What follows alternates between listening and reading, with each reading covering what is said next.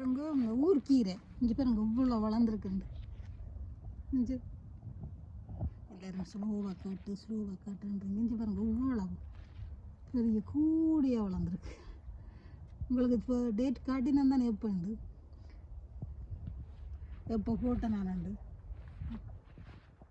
அதை பாருங்க இவ்வளோ கீரை. இங்கே பாருங்க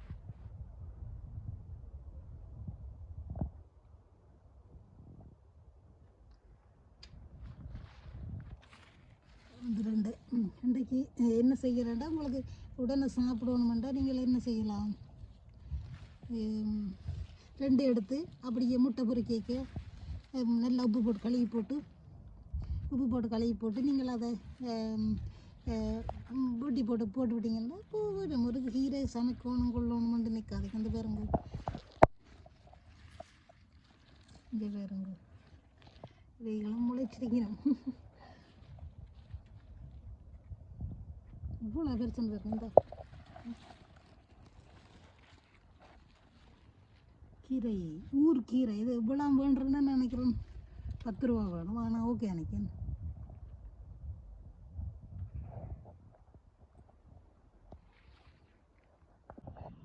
இங்கே பாருங்க வெந்தயக்கீரை. இங்கே பாருங்க வெள்ளப்பூ. இது நான் அந்த குசுனிக்கே வைக்கிறேன்னா அப்படியே டஸ்ட் போடாமல். இங்கே பாருங்க இவ்வளோ வளர்ந்துட்டு. வெந்தயக்கீரை வையுங்க, நீங்கள் சாப்பிடுங்க. இப்போ 3வது தடவை வெந்தயக்கீரை பாருங்க. இது இந்த வருஷம் தடி முடிஞ்சு வச்சது. இவருக்காக நான் எத்தனை நாள் காத்திருக்கிறேன். என்ன கலருன்னு தெரியாமல் இருக்கு. பிங்க் மாதிரி இருந்து ரெட் மாதிரி இருந்து இப்போ ஓரளவுக்கு ஊர்ஜிதமாகிட்டு ரெட் உண்டு. ஆனாலும் இப்போ 5 நாளாக தவம் இருக்கிறேன். நீ எப்போ தான் விரிவேன். நான் என்ன கலர் உண்டுன்னு பார்க்க. நீ பெரிய ரோஸோ சின்ன ரோஸோ